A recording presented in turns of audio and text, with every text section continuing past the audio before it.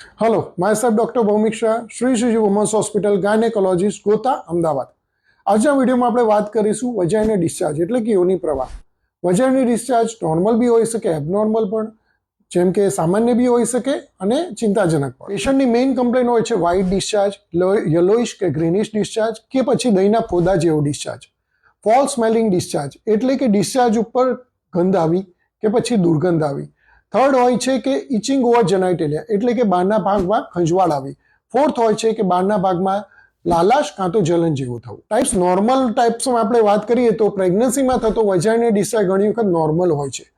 Abnormal ટાઈપ્સમાં આપણે વાત કરીએ તો ઇન્ફેક્શન કાં તો યીસ્ટથી વજાઇનલ બેક્ટેરિયોસિસ, ફંગલ ઇન્ફેક્શન હોય। સેક્સ્યુઅલ ટ્રાન્સમિટેડ ડિસીઝમાં પણ વજાઇનલ ડિસ્ચાર્જ વધતો હોય છે। પ્રી કેન્સરસ સ્ટેજમાં પણ વજાઇનલ ડિસ્ચાર્જ વધતો હોય છે। વજાઇનલ હાઇજીન અને પ્રોપર યોનિની સફાઈ કરવી ખૂબ જ જરૂરી છે। જો તમારા પાર્ટનરની પણ સેમ કમ્પ્લેન હોય તો એની બી ટ્રીટમેન્ટ અને ડાયગ્નોસિસ થવું જરૂરી છે। ઘણી વખત ગાયનેકોલોજીસ્ટને એક્ઝામિનેશન કરતાં ખ્યાલ આવી જતો હોય છે કે કયા ટાઈપનું ઇન્ફેક્શન છે અને ક્યારેક લેબોરેટરી ટેસ્ટની જરૂર પડતી હોય છે।